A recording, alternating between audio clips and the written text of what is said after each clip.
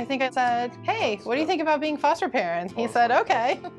And so we looked at Arlington County to see what their needs were. We didn't realize that when we first started that there were so many teenagers in foster care. When we first started, I was kind of like, teenagers, really? They're kind of scary. I have really learned that I like teenagers a lot.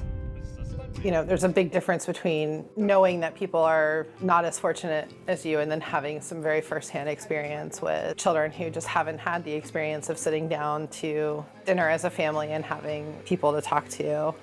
It's all about providing them with a foundation, something that they can know that's going to be there the next day and the next day. You know, to think about being that positive influence and to show them a good example and model good parenting for a teenager who's trying to raise a baby on her own. They really do grow a lot and thrive in a stable environment, and they're able to return home having some goals and learning things like financial responsibility.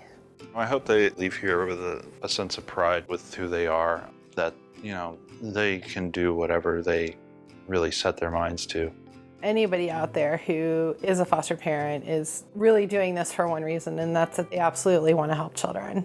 Kids need families like yours. Make a difference. Call 877-800-FOSTER.